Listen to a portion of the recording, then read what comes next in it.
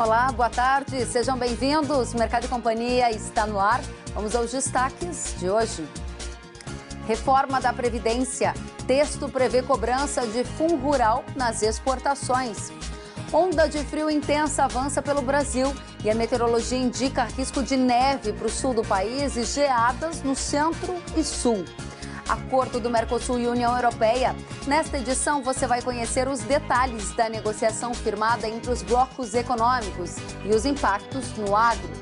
Colheita do milho avança em ritmo recorde no Brasil, mas a comercialização em julho está lenta. Tudo isso e mais agora. O Mercado e Companhia já está no ar.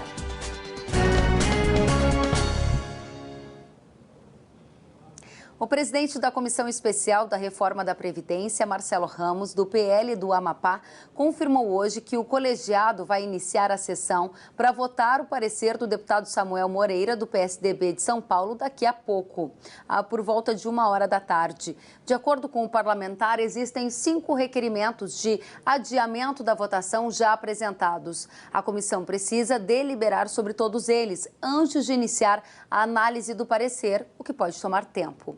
Mesmo assim, o deputado afirmou que ainda não há acordo para a votação e admitiu que ela pode ficar para amanhã se os integrantes do colegiado não chegarem a um consenso.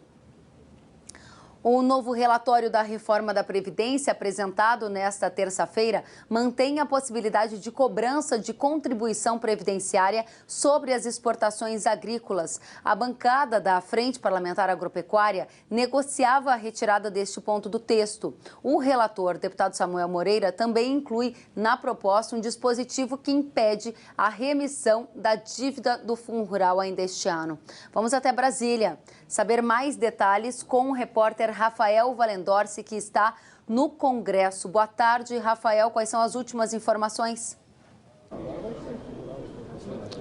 Boa tarde, Kellen, a todos que acompanham o Mercado e Companhia. A nova versão do relatório do deputado Samuel Moreira foi apresentada nesta terça-feira na comissão especial que trata do tema. As mudanças mais significativas que tratam da aposentadoria rural foram mantidas, com as idades mínimas de 55 anos para as mulheres e 60 para os homens. Aquela questão da contribuição mínima de R$ 600 por ano também foi excluída, como era uma reivindicação do setor. Mas 2 pontos específicos ainda preocupam o setor produtivo. Um deles já estava no texto, estava sendo negociado para ser retirado, mas não foi. É o que prevê a cobrança de contribuição previdenciária sobre as exportações. Na prática, é a cobrança do Fundo Rural para quem exporta de forma direta, sem passar para as trades. E a estimativa dos deputados aqui da Frente Parlamentar da Agropecuária é que essa cobrança pode gerar gastos de até R$ 8 bilhões por ano. Outro ponto polêmico, que tinha saído na primeira versão do relatório e voltou agora, é o que impede a remissão das dívidas do Fundo Rural, que é uma promessa de campanha do presidente Jair Bolsonaro e que estava caminhando com a primeira notícia do primeiro relatório. Agora isso voltou. Para falar mais sobre isso, eu estou aqui com o deputado Jerônimo Gergen, do Progressistas do Rio Grande do Sul. Deputado, o senhor se falou hoje com o secretário da Previdência, Rogério Marinho, sobre esse tema. O que vai ser possível avançar? Vai ser possível retirar esses pontos ainda na comissão ou isso vem para o plenário? Qual atualização o senhor tem? Bom, nós ficamos muito preocupados. Eu, pela manhã, conversei muito com o secretário, com os líderes da minha bancada, da bancada do MDB, o Baleia e o Arthur Lira, para justamente ponderar que a proposta da reforma da Previdência dava conta de que não teríamos aumento de gastos, de impostos, de tributação. Isto quebra esse conceito. E ele também abre uma porta, no meu ponto de vista, para que o avanço da tributação das exportações nos estados, não está isto nesta lei. Houve uma notícia dizendo que era o fim da Lei Candir. Não é, tecnicamente não é. Mas ele abre um precedente para que as exportações daqui para frente possam ser tributadas. Então, e ainda mais no momento em que o Brasil faz um acordo com a União Europeia, um acordo que vai mexer na vida das nossas exportações e importações, e nós vamos aumentar o custo do Brasil. Esse número de 8 bilhões não é um número nosso, é um número do governo. E o que é pior, ele fica na Constituição Federal, essa cobrança. Então nós vamos ter aí uma perda de no mínimo 8 bilhões por ano, perda de competitividade, de renda por consequência, e eu estou trabalhando um destaque na comissão para que isso não chegue a plenário. Eu vejo muita dificuldade por parte do relator em abrir mão desse texto, mas nós estamos fazendo a devida pressão. E também o outro aspecto, nós já tínhamos conseguido retirar do texto, ele voltou com outro número o artigo, isso que nos deixou, não sei se foi uma pegadinha, lamentavelmente, mas pode ter sido, onde o governo dá sinais de que está realmente estudando uma alternativa para cumprir a promessa de campanha do presidente Bolsonaro. E aí ontem os brigadianos, os militares fizeram um movimento, o governo cedeu. Os produtores tiveram a mesma carga de apoio eleitoral e especialmente motivados por essa promessa do Fundo Rural, volta essa trava e bota em estaca zero. Quer dizer, vai proibir remissão, refis daqui para frente. E os produtores, Rafael, não aderiram em dezembro ao refis, a grande parte, porque nós tivemos vídeos do presidente dizendo que já eleito resolveria o passivo e também de assessores hoje dele que disseram da mesma forma em dezembro. Então, isso motivou o produtor a não aderir. Nós estamos trabalhando.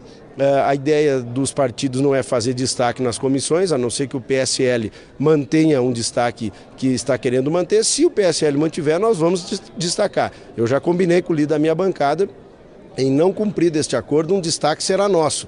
E aí vou precisar contar com o apoio de todas as bancadas para isso. Mas é lamentável, né? Vem de encontro com promessa de campanha, com esse movimento de acordo internacional, com o momento de elevação de custos no Brasil, de alto endividamento. Agora mesmo estávamos com a ministra Tereza Cristina tratando do problema do arroz, que é gravíssimo. Tivemos uma sinalização muito positiva de uma situação exclusiva para a lavoura aurizícola, que deve ser trabalhada agora, daqui para frente. Então isso não pode acontecer, né? E você abre uma porteira realmente para que outros impostos e tributação possam ser implementada na vida do produtor e das exportações, porque afeta, por exemplo, o setor moveleiro, né? Outros setores são impactados por essa medida, que não só o agro, mas o agro, pelo momento que vive, ele tem que ter essa grande mobilização. O acordo assinado entre Mercosul e União Europeia promove o comércio agrícola ao liberar parcial ou totalmente cerca de 99% das exportações brasileiras ao mercado europeu.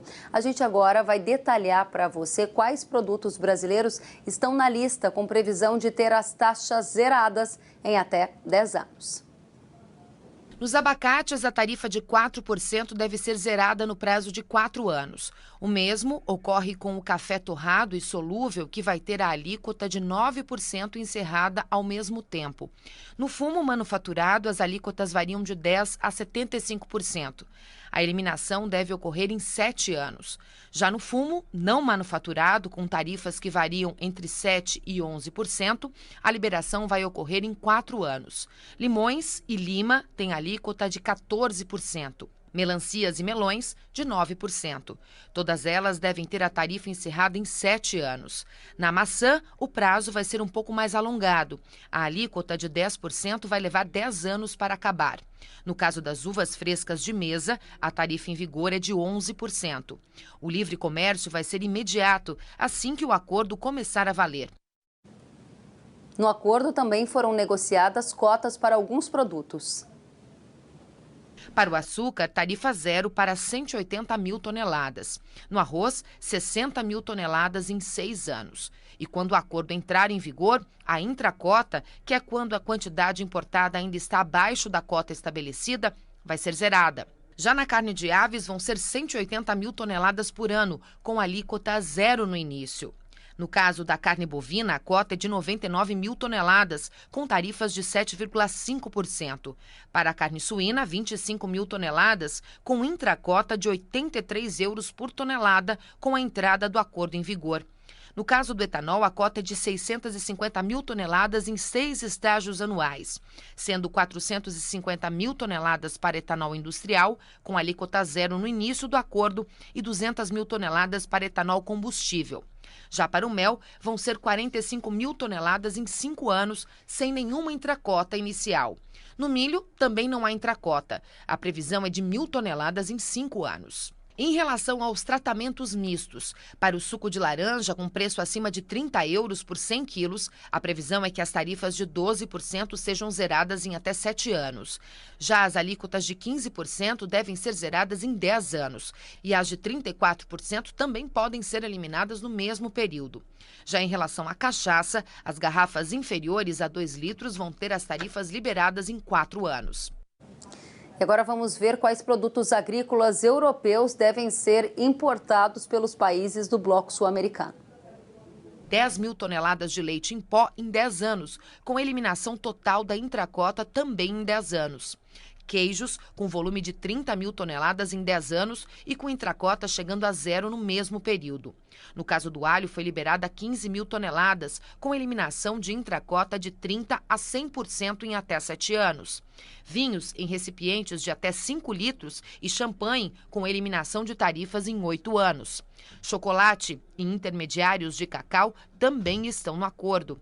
Vão ter cota crescente de 12 mil até 34 mil toneladas em 10 ou 15 anos, com intracota podendo chegar a zero no prazo de 15 anos.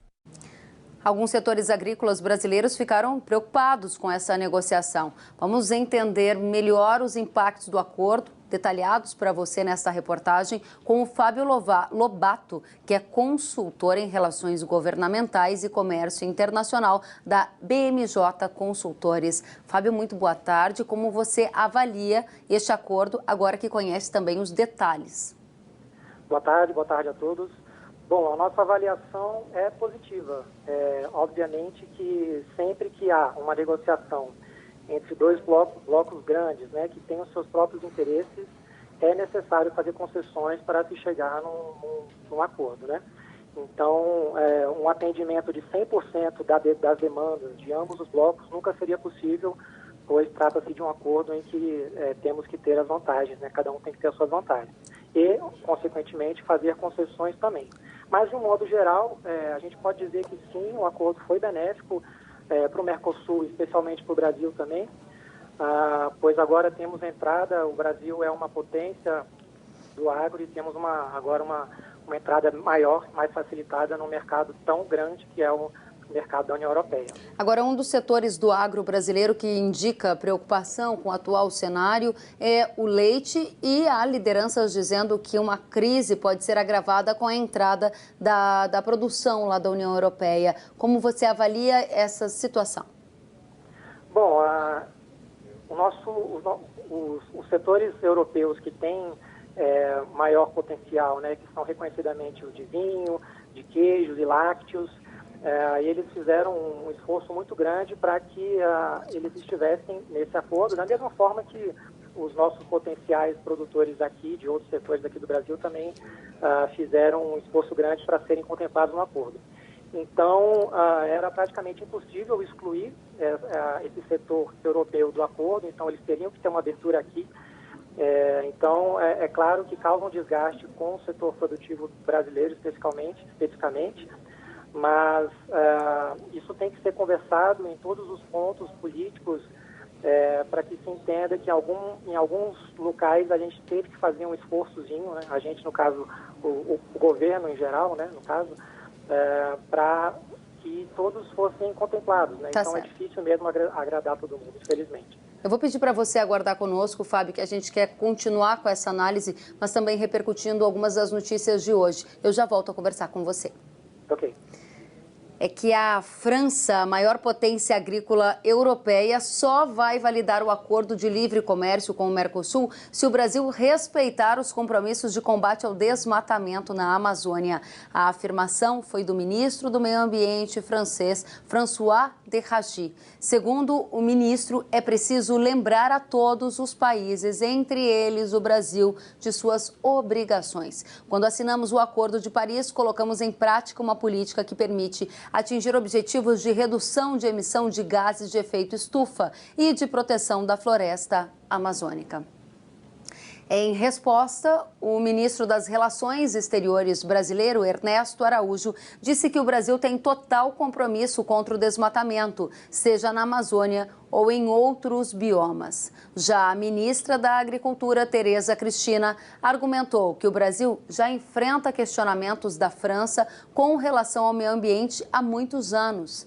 A França é muito protecionista, principalmente com a agricultura. As críticas já eram esperadas pelos dois lados do acordo Mercosul e União Europeia. O Brasil enfrenta ataques porque é mais vulnerável que os Estados Unidos, que tem uma economia mais forte, afirmou a ministra em entrevista à rádio CBN na manhã de hoje. Eu volto a falar com o Fábio, que analisa para a gente qual tempo você estima que este acordo vai ser aprovado no Congresso e no Parlamento de cada um dos blocos econômicos. Bom, com relação à ratificação, o processo é bem burocrático. Quando a gente fala do lado europeu, o processo o acordo precisa ser ratificado primeiramente no Parlamento Europeu e em seguida ele segue para os 28 Estados-membros para que eles também aprovem em seus parlamentos próprios o acordo. No lado do Mercosul, o acordo tramita individualmente em cada um dos 4 blocos, dos 4 países. Então, os 4 parlamentos, brasileiro, uruguaio, paraguaio... Estamos te ouvindo, Fábio. Isso. E argentino, desculpa, precisam internalizar o acordo também. É bom ressaltar que o texto do acordo não foi publicado ainda, então é possível que exista uma cláusula em que, à medida que os países aqui do Mercosul forem internalizando os acordos, eles passem a valer. Então, não seria necessário que todos os 4 países internalizem para que o acordo entre em vigor. Então, vamos ver como é que vai ser o texto final, se vai ter essa cláusula. E também, pelo lado europeu, pode existir uma cláusula de entrada em vigor provisória do acordo no momento em que o Parlamento Europeu fizer a aprovação, ele já entra em vigor de uma forma provisória até que os países, os outros Estados-membros também internalizem internamente. Sentiu falta de algum conteúdo? Acesse canalrural.com.br.